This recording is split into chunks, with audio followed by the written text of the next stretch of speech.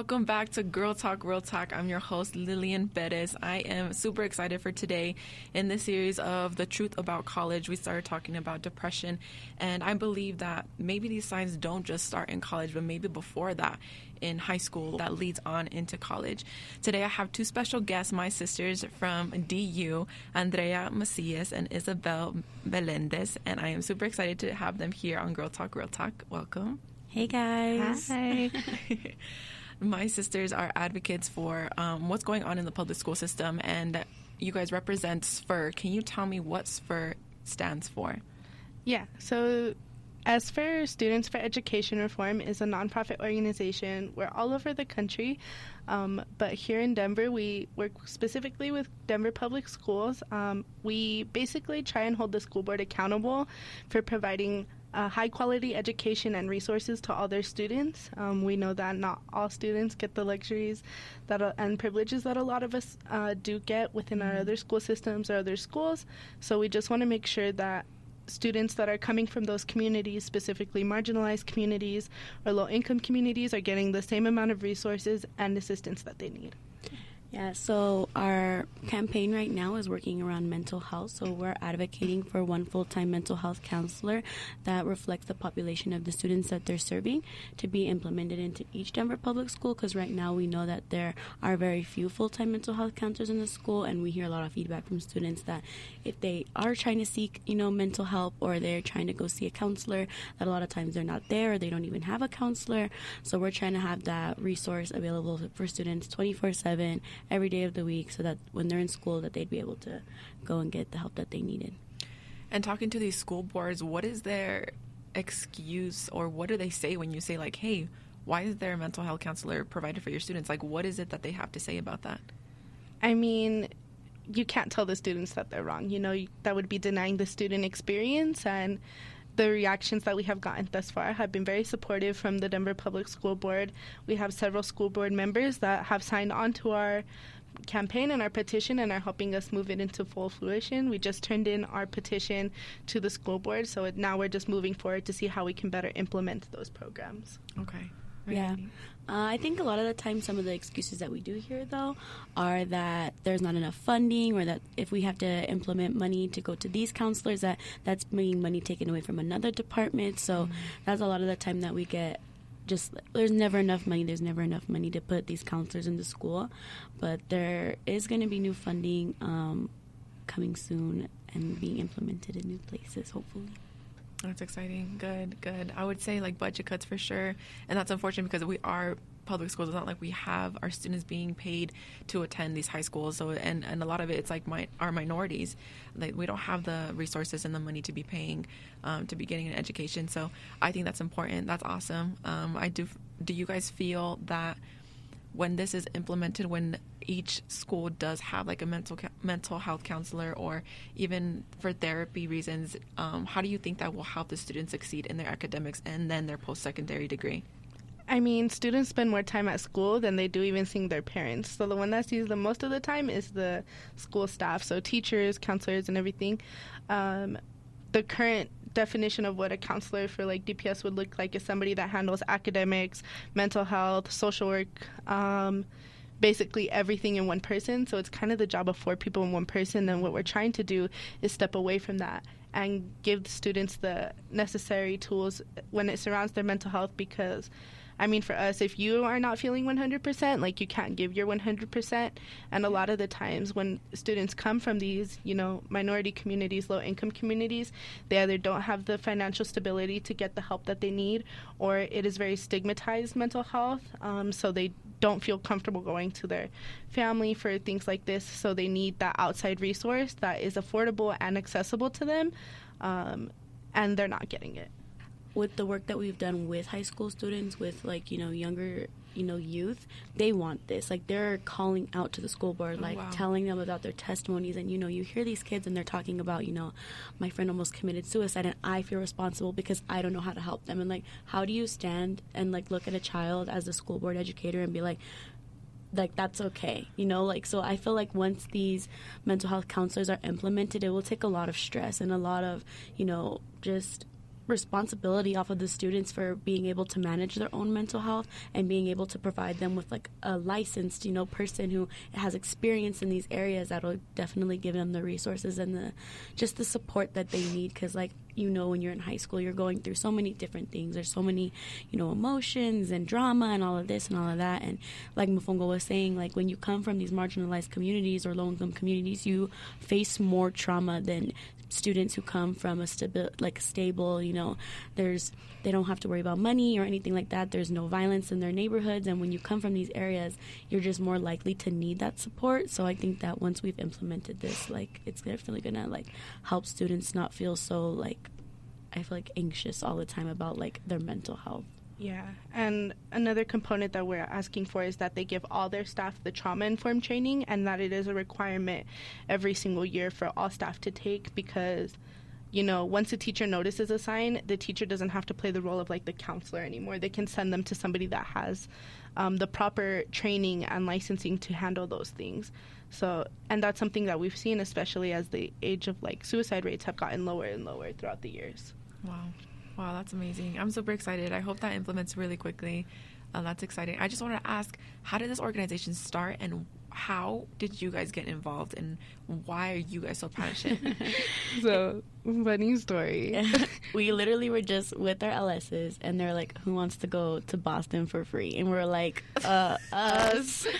So we were like, okay, let's go to Boston. And she was like, okay, it's free. You just have to fill out this form, and like then you'll go. We're like, all right, say less. So yeah, we didn't know what organization we were going with, what was happening, what we were going to be doing in Boston. We were just like, free trip? Okay. Yeah. So we get to Boston, and we're like, we don't know anything. We don't know anybody except for our one sister, and then obviously like each other. But we get there, and they're like, oh yeah, like we're ESFR, this is what we're about. And it was like a great community. It was so much fun. Like we did a lot of work around like coalition building and trainings, and it was just like it caught us as soon as we went. We were like, we didn't even know what we were going for, but it was like literally the things that we are so passionate about and that we care about. So then we were just hooked from the moment that we were like in the room with everybody, like just having a good time. And then we just came back to Colorado, and then we were just kind of thrown into it, but in a good way, definitely. Yeah. Like, we wanted it, and we were just getting all the trainings, and, we're participating and just developing the chapter, and we just became, like, the chapter leaders along with our other sister, Catherine Zapata. She's also one of the senior lead organizers on the campus, so we have 3 of right now, and we just love the work that we do. I feel like that's kind of how you have to do with grassroots organizing. Like, you just love it, so you do it, and you just can't stop once you do it to get started. But yeah. And why do you guys say you're so passionate about what's going on? Well, for me, I came from a community that I went to Arupa Jesuit High School, so it's the same type of student, but they have more access to things. Like, we have the work-study program, so it pays off our private school education. We have a really strong college counseling program. ACT prep is free for all students. They have 4 or 5 counselors, for students to go to when they aren't academic counselors or social workers. They're actual licensed counselors. And those were the things that helped me the most through high school. And going to college, my college counselor would come into the room and have a list of all the seniors and be like, you, and you didn't fill out your FAFSA, and I need you to come to the office right now to fill it out. They kept me in the computer lab all day making sure I filled out my Daniels Fund application. Like, all those things were what contributed to me going to college and wanting to go to college. And my high school has a 100% high school graduation rate, and students get accepted to a 4-year institution of their choice, and that's 100% since they open their doors. And I figured that if my high school can do it with the same group of students, same communities, that DPS can do it since they have more access to funding and more students and more staff. So that was kind of the reason that I felt so passionate about it. I got the privileges and the resources to have what I have, and I want to make sure that my peers have that as well. Yeah. For me, I lived in Thornton, Colorado. Me and Lily both rep T-Town, but my mom, she didn't just think that the school district, Mapleton Public School, just wasn't it when we were younger. Like, there was just, you just seen a lot of students fall behind very quickly. So my mom wanted us to go to a better school. So she moved us to the Academy of Charter Schools in Westminster, Colorado, and she just, would drive us to to school every morning, 30 minutes away from home, to just, get us a better education. And like with that itself, it's like the fact that you don't have access to a high quality public school in your neighborhood, like that's the number one. Every student should be able to go and walk to school, or be a short drive to school and have access to resources that they would get in a high income area, that there shouldn't be that disparity. So that was number one for me. I was able to see that I didn't have that, and there's a lot of students who go to Mapleton Public Schools. It's like a huge district, and like the fact that now they're able to get a really high quality education. But yeah, so when I moved back to Mapleton, I just flourished as a student. I just college classes, senior class president, just a great community. So when I went to DU, it was just like, how could we not do this earlier? Like, why couldn't I have access to this when I was younger, so that I could have been able to not have all the experiences I had at like the predominantly white charter school, but just getting involved and just like advocating for people who can't advocate for themselves, and just as we've had our lived experiences, just try to make change and just empower others to get it done. Let's provide high quality education for people of color, trans, people in the LGBTQ community, everybody. Like, we just need to provide those same resources. Yes, I agree. That is awesome that you ladies are so passionate about it and are thriving and pushing towards this to get it done, because it shouldn't be an option. It should already be there. It shouldn't be like maybe, but it's a necessity. I know you guys are doing some events. I think you told me about the Emily Griffin event. How did that go? So we took our petition on December 19th. We took it to the school board, our full petition, with close to 800 signatures from the DPS community, and from even a good portion of it was DPS students asking for these changes, so that full-time mental health professional in each and every one of their schools, that mental health professional is a reflection of the community, and that all staff are required to take trauma-informed training every single year. And we put it in front of the school board, and we said, here, the students want this, they need this. And some of us gave personal testimony, and we had a group of like a good 20 people there at this school board meeting, and that alone was impactful. One of the school board members like followed us outside and was like, I want to get behind this. One of the new school board members, he was like, I want to get behind this, and I want to make sure that we implement this as soon as possible. And of course, other school board members had already backed the cause, but it was just nice to see like that the school board was open to this idea, and it wasn't like that big of a deal getting like our point across. Like, they really felt passionate about it as well, and like having the DPS student signatures and like having them there, like you can't deny the student what they want, so yeah. So now that you guys are active in SFR here in Colorado, is it just here in Denver, or is it just chapters everywhere and you're just specifically here? Yeah, so there's chapters all across the nation. We have chapters in California, Minneapolis, North Carolina, Boston, here in Colorado. So yeah, we have coalitions all around the nation, but they just focus on different campaigns.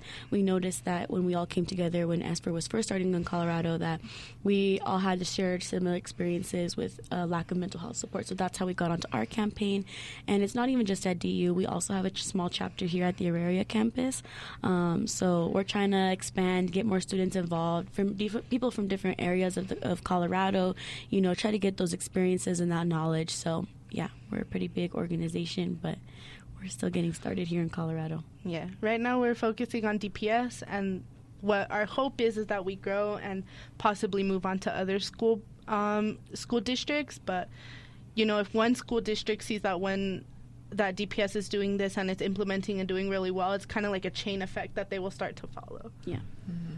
So would you say SFR is well known around the globally, and just not so much here in Colorado since you just started back up? Or how are you guys promoting and marketing and letting people know that, hey, we're here and we're advocating for DPS and students?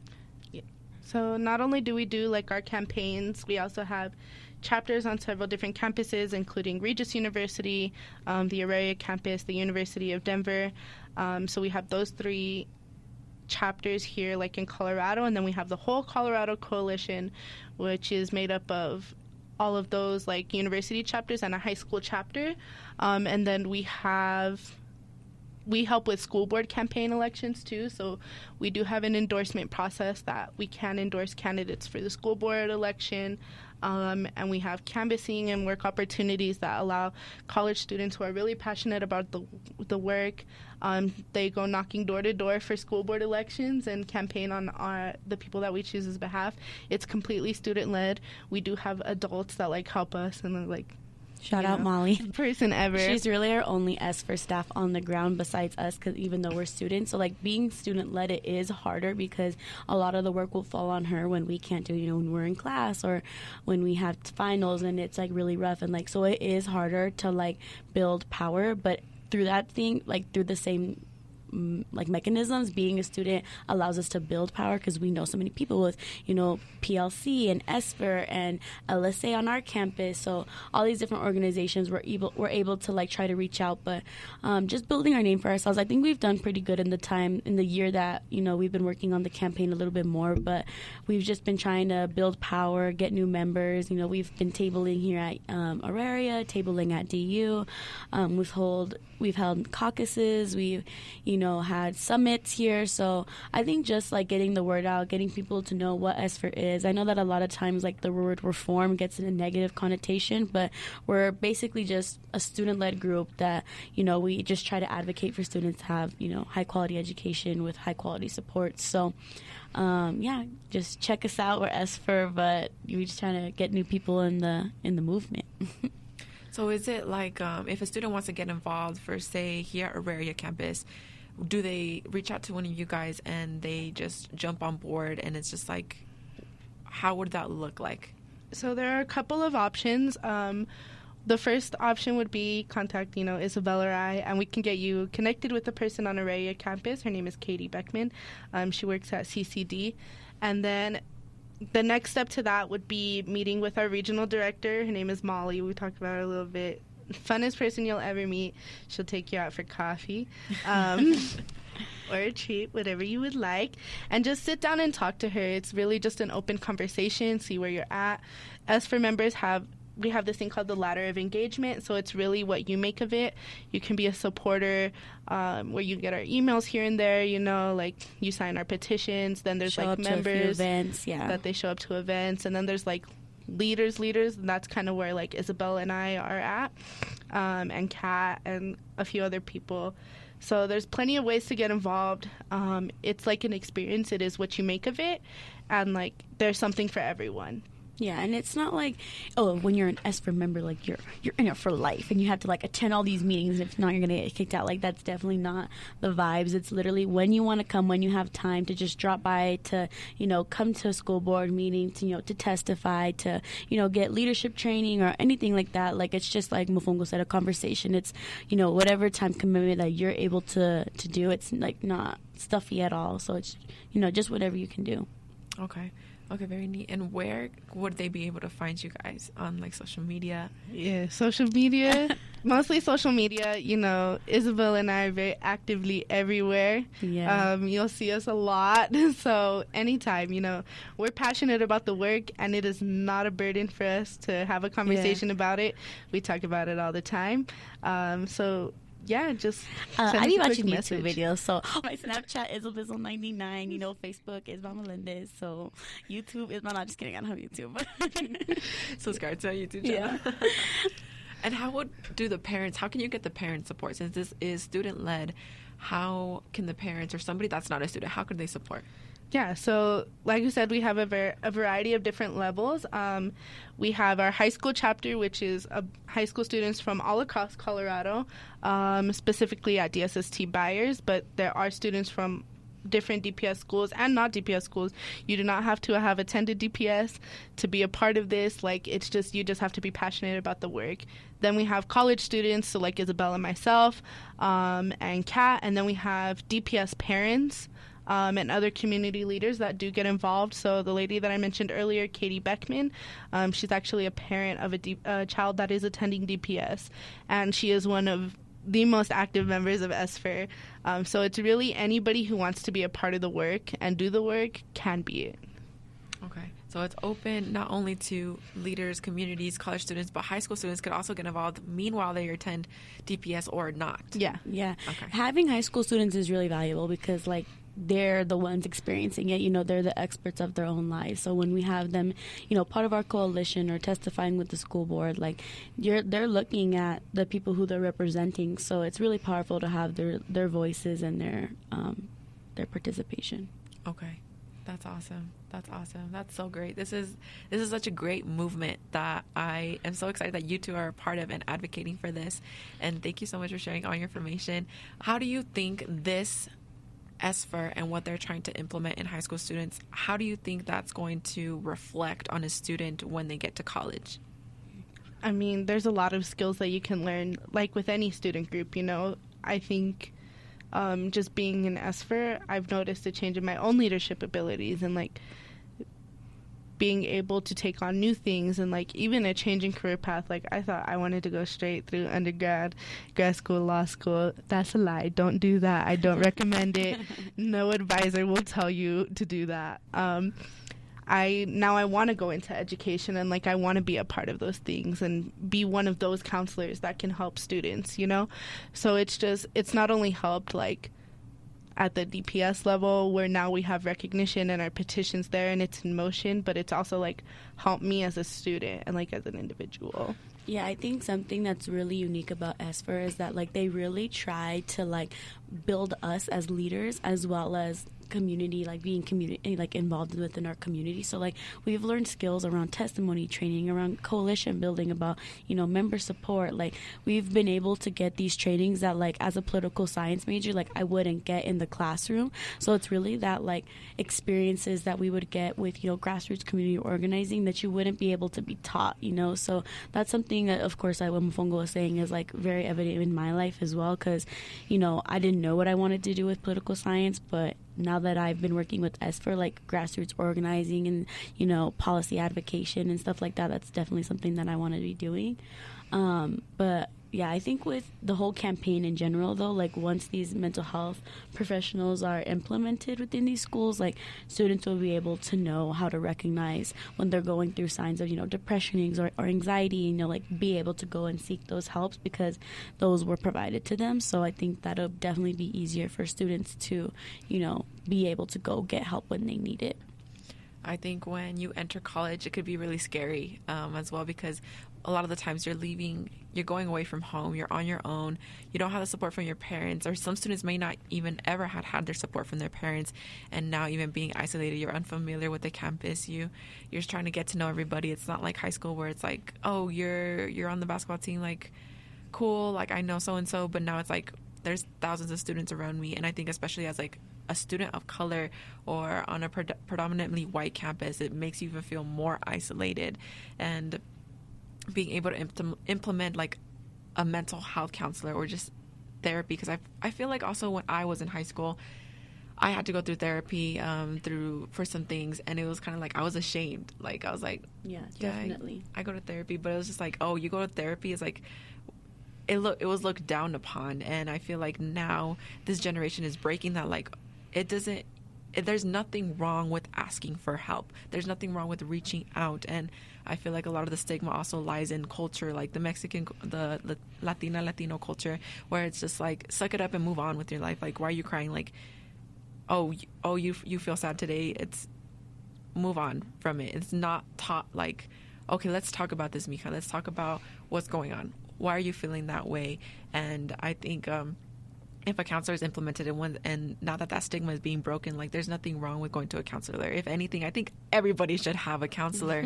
It helps a lot, and it just helps you refresh and take off that weight off of your shoulders. And once you go to college, it's more, if this practice is already instilled in high school at a younger mindset, once you get to college, it's more easier to be like, you know what, let me put my pride aside and let me ask for help. Let me go seek the help and the resources that are available to me. Yeah, for sure. I think that's a testimony that we hear a lot within the Latinx community, you know, just within our own sisterhood, or, you know, with other high school students that we worked with that come from that same background, is like they all share that same, like, trauma and just stigmatization of mental health. And I think that definitely the younger generation is breaking those barriers and breaking down those norms that, mental health isn't acceptable or isn't, something we talk about, or, we just brush it under the rug. So I 100% agree. I think that especially with this campaign and with other nonprofit organizations that are working around mental health, I think that we're definitely working so that students feel like they can go seek help, and like you said, they don't feel like ashamed or like that they have to hide what they're going through or anything like that. What do you guys have planned for this year, or like in the next 2 years? Where do you guys see SFR going? What are some major goals that you're like, you know what, we're gonna hit the ground running doing this? Or what does that look like for you guys? Well, right now, with the support that we had on the petition and at the school board meeting, we hope to finish this campaign by the end of the year. Which is huge because we have been working on it for so long. So we hope to end this campaign and have it implemented and get it done by the end of this year, if not sooner.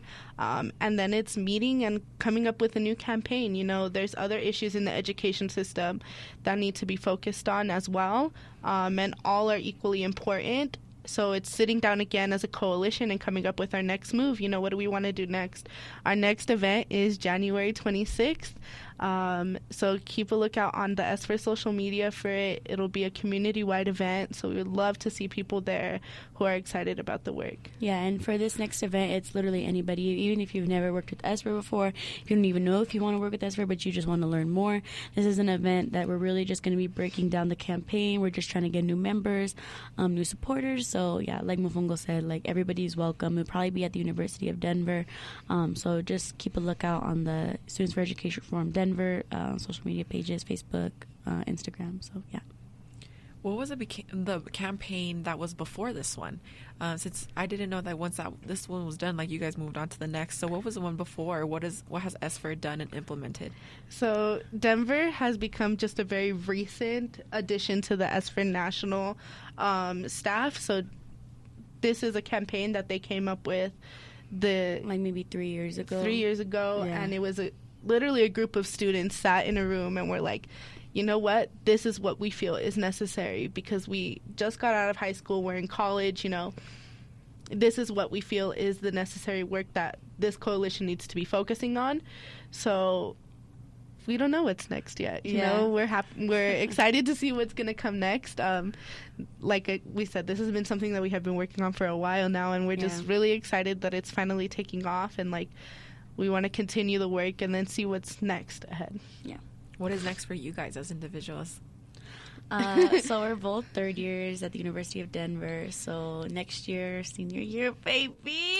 But yeah, senior year. Catch us in those graduation caps. Yeah, catch us in those graduation caps. But yeah, so grad school for me probably. I don't know. Yeah, I'm gonna talk about more school. Yeah, I don't want to think about school yet. I'm going to the Alum Service Corps. Hopefully, that's my plans after graduation. Are you guys going to continue having a connection and like a leadership role in SFR as you continue? I don't think I'd ever be able to quit at this point. Yeah, like it is so a part of us. Like just like it's like a job, but it's not, because like when you love what you do, like you don't mind going to work, or like getting it done. Like the rewards of it is like literally like community-wide change. So like how can we give that up, and like we love Molly, our regional director, like we talked about her before, like she's like our family, like being like I couldn't imagine never seeing her again or like never doing SFR again. So like I think we definitely, you're not gonna get rid of us. I think once you put something on your email signature, it's there for a while. So I don't see myself, ever not ever leaving SFR, but not for a long time. Yeah. Mm-hmm. So this is all volunteer hours. So you're not getting paid for this? At the beginning, yeah, it was all volunteer hours. But once you move up in the ladder of engagement, there are opportunities. Like as senior lead organizers, we do work for SFR. So we get to put in around like 8 hours a week of work. And we do way more than 8 hours a week. Yeah, we do more than 8. That's just all they can pay us for. After that, it's pure volunteer basis. Yeah, so there's different like employment opportunities through SFR. Like Mofongo said, like doing canvassing or phone banking, stuff like that. There's opportunities for employment within SFR. There's not very many because we're a small nonprofit, but there's also a lot of opportunity for college credit. So they do have like internship opportunities if that's something that interests people. For college credit, yeah. Wow. And just for everybody to make it clear, SFER is SFER. Yeah. Students for Education Reform. Students for Education Reform. Yeah. And what is the Instagram handle? Do you guys know it? Really long, but it's Students for Ed Reform Colorado. Yeah. So you spell the whole thing out. But Oh, that's the username? yeah, Students for Ed Reform Colorado. Okay. Yeah, that's the username, guys. It's so long. But yeah. We also both have SFER emails, so if you ever want to get a hold of us and you can't find us on social media, we both have SFER emails. Mine's Andrea at studentsforedreform.org, and then Isabel's is Isabelle at studentsforedreform.org. Yeah. Perfect. Well, thank you much. Thank you, ladies, so much for being on Girl Talk, Real Talk. Is there anything that you want to say to like students who you feel that might be going through this or that need this? Like, what do you want your students to, or the students as DPS, as just minority students, as students in need, what do you want them to go with?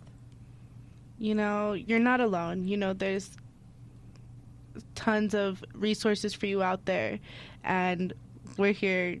We're going to get you them because we know how important they are. And you know, we all have our different backstories and experiences, and we just want to make sure that you guys get the resources that we either had and loved or didn't have and need to have. Yeah, and I think also, like, if you don't like the way that your school or your school district is being run or how money is being allocated, is you have a voice in that, and that you can create change in your community, and you can shape the way that you want your education to be. Like, you can get involved in so many different organizations that'll teach you grassroots community organizing, that'll help you make an impact within your school district.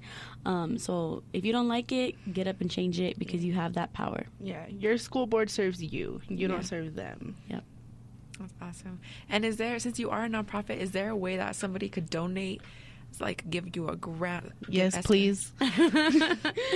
Yeah, definitely. You know, SFER's gone through a lot of changes as an organization within the last year, so I think that there's definitely room if anybody wants to dish us some money. We're some college students that need some resources too. But, shoot us an email. Yeah. But yeah, probably, definitely, you know. Is there a link on your website as well? I'm sure there is. Yeah, you know. Yeah, I'm 110% sure that there is one on the website. If you scroll to the bottom of the page, I'm sure it says donate somewhere. Yeah. If not, you have both our emails. Perfect. Yeah. Thank you so much, sisters. Thank you for being on Girl Talk, Real Talk. We appreciate you, and thank you for taking the time for being here and advocating for us students. Of course. Thanks for having us. Thank you.